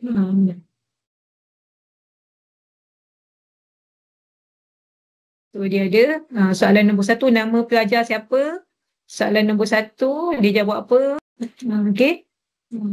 Correct ke incorrect dan sebagainya ada dalam report ni. So kita boleh download jugalah report ni nak jadikan sebagai bukti sokongan pelajar buat dan sebagainya. Okay, so dah ada 2 orang yang buat. Okay, kita tengok siapa participant. Ali. Alright, okay, terima kasihlah Ali join aktiviti tersebut. Okay. Okay, itu so kat dalam Cafe ni selain daripada YouTube quiz tu ada banyak lah lagi. Nak buat lesson plan pun boleh kan. Nanti boleh try explore lah macam mana nak buat lesson plan. Sama kita masukkan topik, masukkan instruction and then optional lah. Instruction ni tak nak letak pun tak apa. Okay, and then generate lesson plan. So dia akan buatkan generate lesson plan untuk kita. Okay. Boleh letak sama ada kita type dia punya topik ataupun kita bagi website link ataupun kita boleh upload file dekat sini untuk dia generatekan lesson plan untuk kita. Okay. Itu adalah berkaitan dengan 8 Cafe. Okay. So ada beberapa lagi iaitu gambar. Gambar ni saya rasa dah ramai dah pandai buat rasanya kot. Saya tak tunjuklah gambar ni kan. Gambar ni kita guna untuk tapi siapa yang tak pernah ada gambar, tak pernah guna gambar lagi, bolehlah login gambar, pergi pada dia punya ni link ni. Okay, boleh sign up dekat sini untuk gambar ni. Okay, so dia kita boleh generate AI, generate nota lah, nota menggunakan AI kan. Sama ada kadang saya buat, apa yang saya buat, saya pergi dekat ChatGPT, buat satu slide, suruh dia buat satu draft. Tapi bila kita nak buat slide ni, nak buat minta AI generate slide ni, sebab kalau kita di Fakulti Engineering ni, Fakulti Engineering dan Teknikal, kita punya slide banyak calculation, banyak engineering punya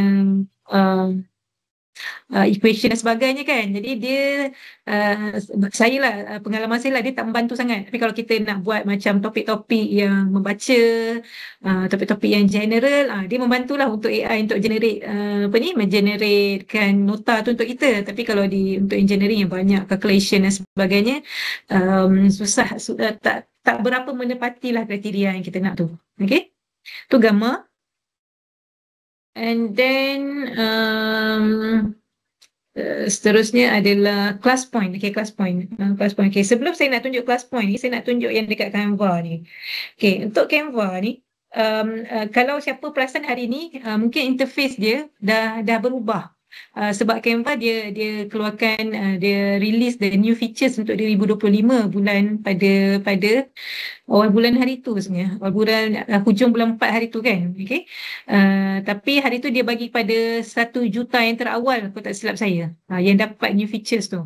Jadi tapi untuk hari ni dia dah bagi semua pengguna Canva, dia punya Canva tu dia dah um, dia dah tukar dah. Dia punya features tu, dia punya apa Canva punya Windows tu dia dah berubah dalam bentuk macam ni. Saya ni sebab saya guna dark mode dia jadi gelap tu. Kalau tak dia akan warna putih lah. Okay.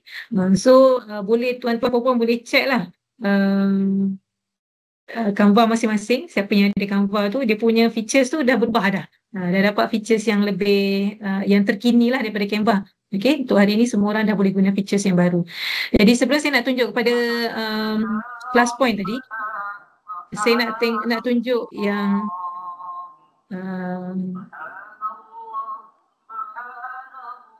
ada pasal zikir. Alhamdulillah, Alina zikir di petang hari. Okay. Apa tadi? Okay, so saya nak tunjuk Canva apa ni kat sini saya nak tunjuk. Saya nak tunjuk Canva AI, Canva Code. Tunjuk Canva Code saya tak tunjuklah Canva AI tu, kita boleh buat training Canva lain kali lah kan. Okay. Canva Code, saya tunjuk contoh. Canva Code ni dia boleh develop apps tau. Dia boleh develop apps yang dengan mudah. Ini contoh apps yang saya bangunkan, interactive application. Dia bukanlah Android punya apps tu, tapi dia satu, kita publish dia as a website. Sekejap saya nak mute. Saya nak mute tak boleh nak mute pula. Okay, terima kasih. Alright, so ni saya share dekat ruangan chat tu apa ni contoh apps untuk interaktif punya application yang saya buat guna Canva. Okey, tuan-tuan dan puan-puan boleh masuklah dalam tu. So tak payah nak buat guna kod, kita just dengan niat je. Kita bagi tahu dekat Canva tu niat kita nak buat apps apa, and then dia akan tolong buatkan apps untuk kita kan. Okey. So kita masuk mana tadi? Canva. Okay, saya nak tunjuk sebab dia nak generate tu ambil masa sikit beberapa minit, taklah sampai berjam. Kalau kita nak buat coding tu ambil masa sikit kan. Yang ini dia akan ambil masa beberapa minit lah. So saya run dulu dia punya tu nanti, and then saya tunjuk kepada class point, baru kita tengok hasil di Canva So kalau perasan dekat Canva ni, dia dah ada Canva AI ni kan yang hujung ni, dekat tab hujung ni. Okay. So kalau tuan-tuan perempuan buka, para doktor, profesor dan profesor media semua kalau buka kat sini. Okay, so kita ada perasan tak? Bila klik yang Canva AI ni kat sini, dia ada keluar design for me, creating an image, draft a document ataupun code for me. Saya nak tunjuk code for me ni. Saya guna code for me itulah saya buat apps yang saya share dekat ruangan chat itu. Okay, let's say lah kita nak buat apa? Nak buat apps apa? Saya pergi kat ChatGPT lah ChatGPT, create a prompt for Canva code. Prompt for Canva. For Canva code. Apa nama dia tadi? Code for me. Canva code. For ni lah.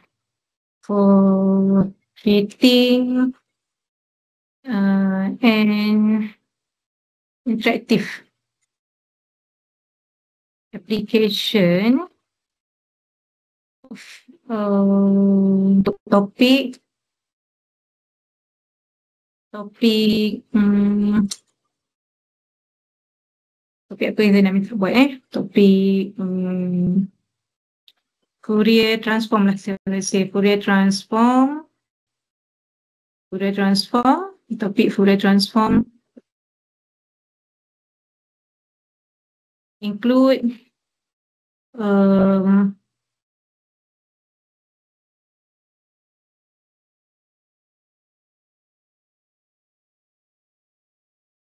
Fourier transform.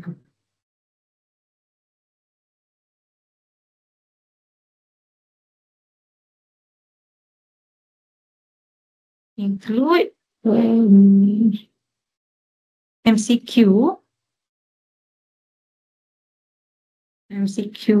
include five multiple choice question or simple assessment with feedback. Okay.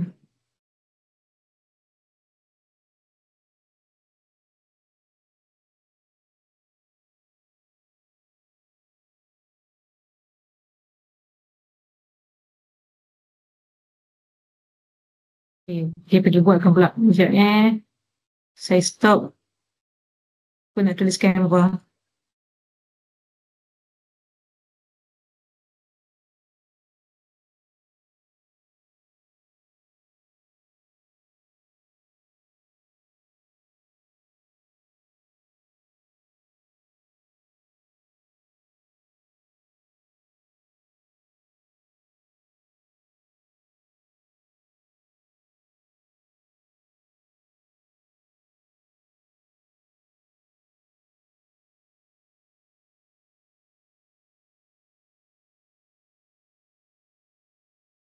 Ini panjang pula Okay, kita ambil yang ni je.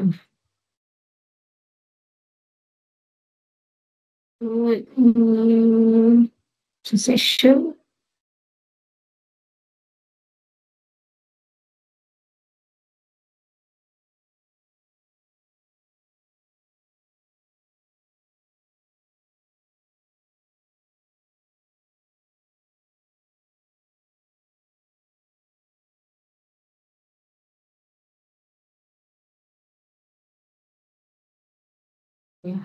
Terus saya ambil lah yang ni kan.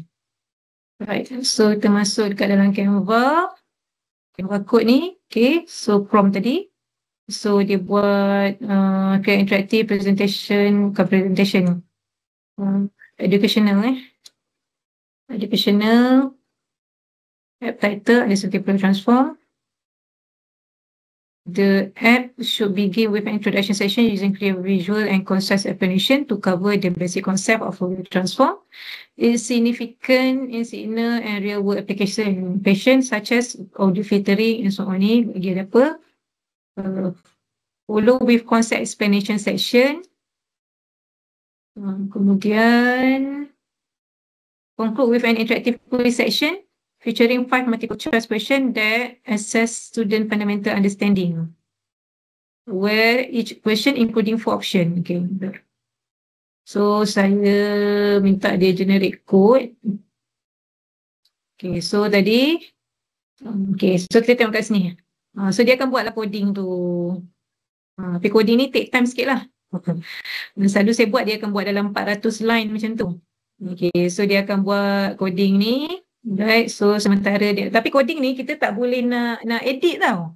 Kita tak boleh nak edit. Dia buat coding ni kita just, kalau kita nak ubah, kena dengan niat juga. Kita kena prompt dekat sini, bagi tahu dia, ubah bahagian ni, bahagian sekian-sekian ni. Nanti dia akan run, generate semula coding. Untuk betulkan ikut apa yang kita prompt kepada dia lah.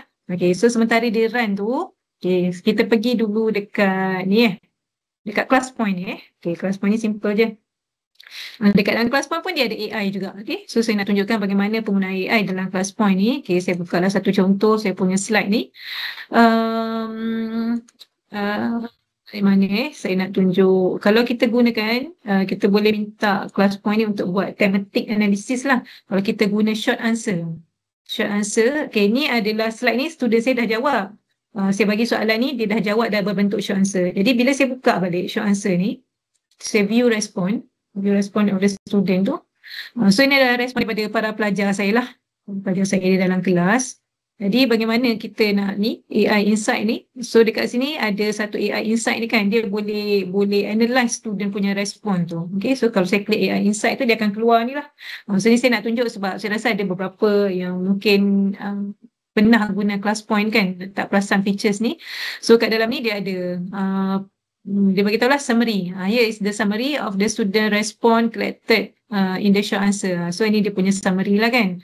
okay, daripada student respon. Ataupun kita kata buat sikit uh, make a simple statistic.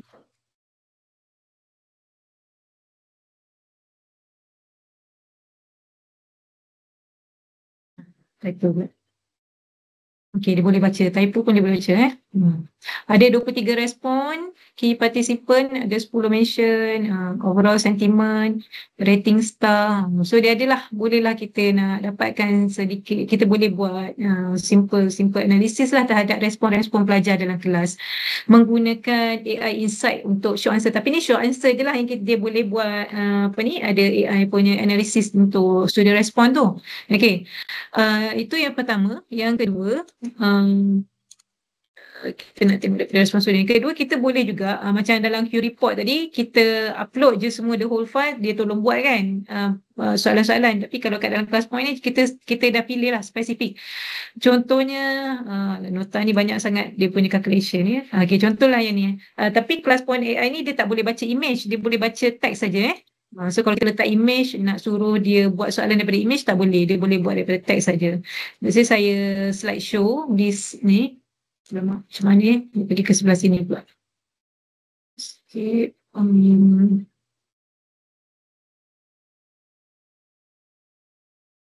Saya nak share. Saya stop share sekejap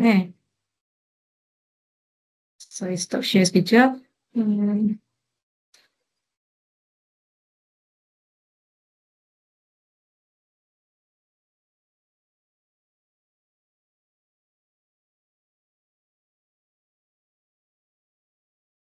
Okay. So bukan semua. Okay, ini tadi slide tadi. Okay, ini slide tadi. Macam mana kita nak minta class point ni untuk buat soalan. Okay, so saya nak tunjuk bagaimana kita nak minta class point buat soalan menggunakan AI. Okay, jadi kat bawah ni bila kita slideshow, dekat button bawah ni dia ada AI quiz. Okay. So let's say kita dah aim dah mana-mana slide-slide tertentu untuk kita buat quiz, okay, dalam class point. Jadi bila kita create AI quiz tu, dia akan keluar paparan window ni, and then kita boleh setting lah dekat option ni. Boleh pilih nak short answer ke fill in the blanks atau nak buat ketiga-tiga jenis pun boleh. Okay, let's say lah saya pilih multiple choice dengan fill in the blanks. Okay. Kemudian saya nak, dia ada belum taksonomi, kita boleh pilih kat sini. You nak tanya level berapa. Kalau multiple choice ni selalunya tak adalah level tinggi sangat kan. Let's say lah saya nak ambil level apply. And then bahasa. Ni kalau cikgu bahasa, bolehlah nak guna Arabic ke Jerman dan sebagainya. Bolehlah nak pilih bahasa kat situ. Okay, let's say saya guna bahasa Inggeris. So ini option setting yang kita boleh buat setting. And then kita klik generate question. So dia keluarlah kat sini. Reading your slide ni. Okay. So dia baca slide tadi, analyze, and then dia keluarkanlah soalan, cadangan soalan. So kita boleh double check lah sama ada soalan ni betul ke salah ke. Kalau kita setuju ataupun kita pun tak pasti dia punya jawapan, kita boleh check the answer, kita buat puas hati, kita boleh save as slide. Okay, ataupun kita tak berpuas hati dengan soalan ni kan. Ni dia dah bagilah kat sini, ni level apply. Okay, generate nada, kita boleh generate soalan yang lain. Okay, so dia keluarkan ni. And then, okay, jawapan dia, let's say soalan betul, jawapan pun betul. So, kita boleh save as slide. Okay, bila kita save as slide, dekat dalam slide tu dia dah tambah. Tadi slide ni tak ada. So, sekarang dia dah tambah, ada slide yang baru ni. Okay, jadi kita boleh terus guna slide ni di dalam kelas. So, bila kita, apa yang dipanggil itu, slideshow PowerPoint masa dalam kelas, kita klik button multiple choice ni, so student boleh bagi feedback lah ataupun boleh menjawab soalan yang kita bagi itu tadi. Okay, so ini adalah bagaimana kita boleh menggunakan class point AI lah untuk dalam pengajaran dan pembelajaran. Okay, so saya stop sharing, saya nak share screen yang lain pula.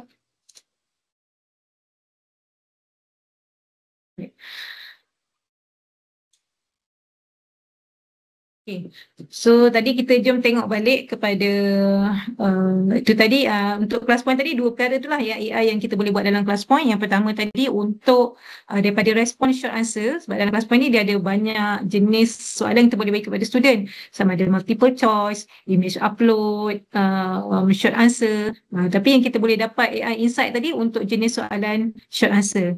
Dan satu lagi kita boleh gunakan class point untuk generate soalan. Yang ini apa tiga jenis soalan tadi lah, sama ada multiple choice, short answer ataupun fill in the blank. Kita boleh minta class point AI untuk generate soalan untuk kita.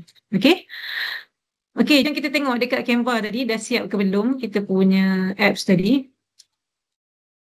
Oh, belum lagi.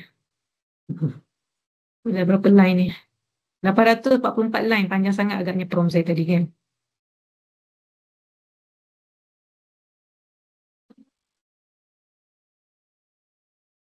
Ini tadi ke dah ada kat atas tu, dah siap. Dah kat atas.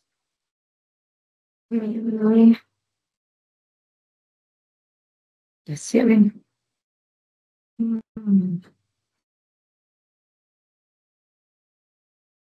Okay, ni dia buat use in design. So inilah dia punya apps tadi ni. Okay, reward application, key concept. Dia tak. So dia dah buat tab dah. Setiap tab ni ada tab. Ada quiz. Quiz ni boleh respon tak? So kadang ada hari tu saya buat quiz tu tak boleh klik. Tak boleh klik.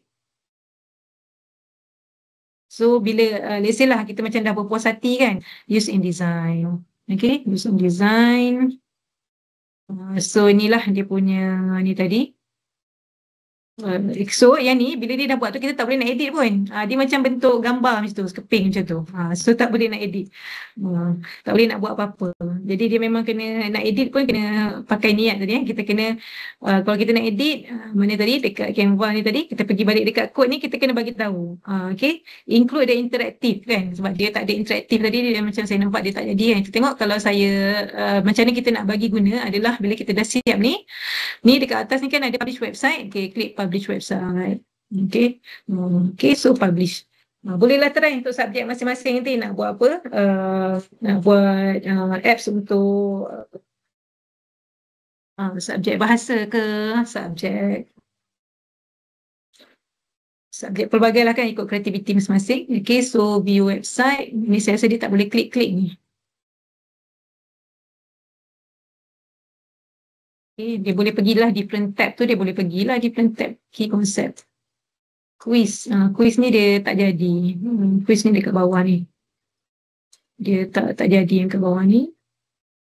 So ini dia just macam buat website saja, bukan interaktif. Transform formulas pun dia tak keluar. Okay. So kalau macam yang saya tunjuk contoh tadi, this one, saya dah buat.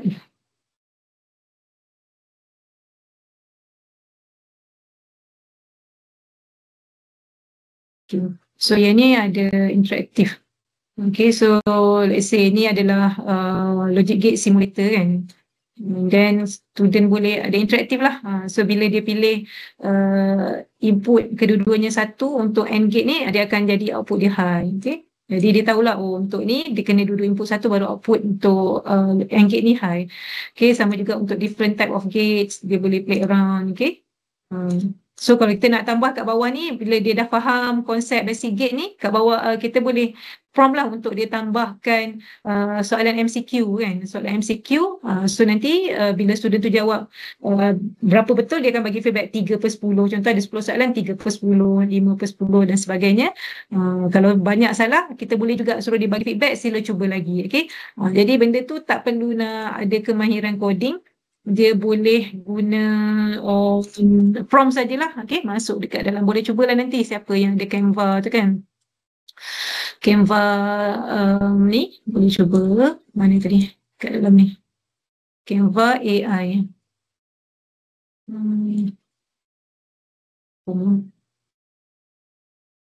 Dekat Canva AI, dekat code for me ni. Okay, boleh cubalah untuk subjek masing-masing. Right? Okay, so bila dia tak ni tadi, kita bolehlah cakap kat sini kan. Apa ni? apa ni, dia punya MCQ tu kan. 5 MCQ question. So bila kita 5 interactive,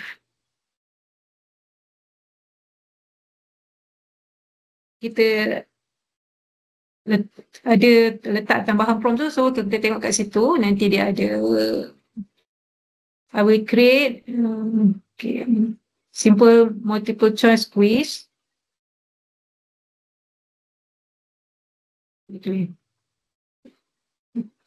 Let me know what topic you had like to the question to be about, or if you prefer general knowledge. Bukan, saya nak tadi saya tanya pasal multiplexer kan.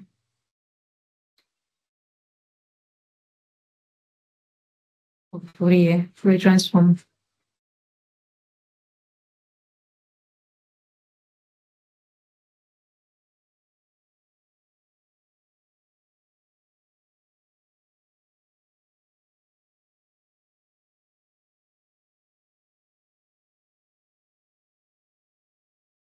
Sepatutnya kalau buat tu dia, bila kita ni dia tahulah dia boleh relate, tapi ni dia tak relate pula dengan coding dia ni.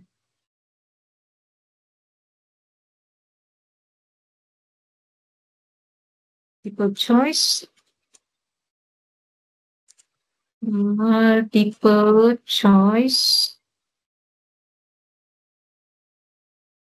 Satu choice. Nombor 2 Fourier transform. 3 custom theme for your quiz.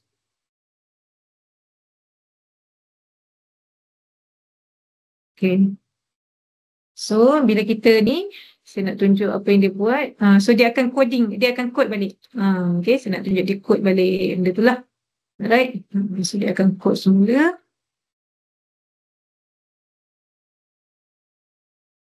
So ni ambil masa lah ni, nak ni dalam beberapa minit lah, tak adalah lama sampai setengah jam, tapi okey lah kan, kita tak perlulah nak kalau buat coding tu lama jugalah nak buat kan. Okay, right. Tapi dia punya kelemahan adalah bila kita apa ni, publish, bila student main kita punya apps tu, okay, kita tak boleh collect the data sebab dia tak ada cloud kat situ. Jadi dia boleh, student boleh just play je lah macam tu, data tu tak disimpan. Okay, dia tak ada. So kita tak boleh tahulah siapa student yang masuk dalam apps tu, siapa student yang play, berapa orang yang play, kita tak tahu, tak boleh tahu. Okay, so mungkin dia Canva akan improvise later on ke kan. Okay lah nanti. Okay, so itu adalah berkaitan dengan useful tools yang ada banyak sebenarnya. So saya kongsikan beberapa lah yang saya tahu. Mungkin ada beberapa tools yang kawan-kawan ataupun para pensyarah semua rasa nak cuba, boleh cuba nanti selepas ni insyaAllah. Okey, jadi saya rasa itu sajalah untuk perkongsian saya pada petang ni berkaitan dengan penggunaan AI dalam PDP bagi pendidik abad ke-21. Jadi hopefully daripada sesi pada petang ni adalah sesuatu idea ataupun rancangan yang akan dilakukan oleh rakan-rakan sekalian untuk dicuba dalam kelas masing-masing selepas ni. Okey. Jadi kesimpulannya tadi kita dah tengok 3 perkara lah. Yang pertama tadi saya terangkan, saya kongsikan tentang framework, beberapa framework of the prompting, iaitu RTF, CARE dan beberapa lagi jenis. Kemudian kita tengok bagaimana penggunaan AI dalam pendidikan. So sebaiknya bila kita nak buat satu lesson plan, cuba fulfill ke semua constructive alignment tu. Perlu ada lesson outcome, apa lesson outcome yang kita nak capai bagi pelajar kita, apa aktiviti yang perlu dilakukan untuk mencapai lesson outcome tersebut, dan bagaimana kita untuk mengukur lesson outcome tersebut dicapai ataupun tidak. Okay? Kemudian kita dah tengoklah beberapa tools yang menggunakan AI yang boleh kita ambil manfaatnya untuk diaplikasikan dalam kelas masing-masing. Jadi saya rasa itu saja daripada saya setakat itu. Terima kasih banyak kepada semua yang sudi menyertai sesi perkongsian pada petang ini. Saya mohon maaf sekiranya ada salah silap, kekurangan daripada diri saya sendiri. Okay? Dan saya serahkan kembali kepada penganjur. Sekian, terima kasih dan Assalamualaikum.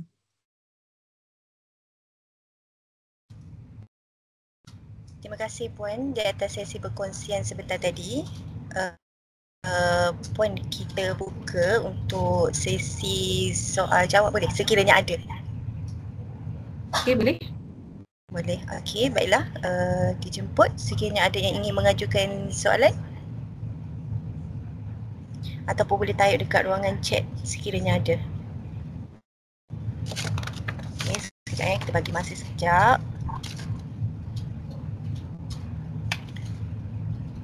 Okey. Tak ada?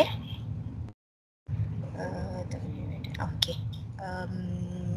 Jadi tak ada yang ingin mengajukan soalan. Kalau macam tu, sebelum akhirnya program kita pada hari ini, saya ingin mengucapkan terima kasih kepada semua pihak yang terlibat dalam penganjuran program ini, terutamanya kepada Puan Ruwaidah binti Arsyad. Terima kasih juga kepada semua peserta yang telah meluangkan masa untuk menyertai program kami pada hari ini. Dipohon juga kepada semua peserta untuk mengisi borang keberkesanan latihan yang terpapar di ruangan chat sebentar tadi. Okey, sebagai tanda hadir, mohon para peserta untuk mengaktifkan kamera bagi sesi bergambar. Okey, mohon kerjasama semua untuk buka kamera, kita nak ambil gambar.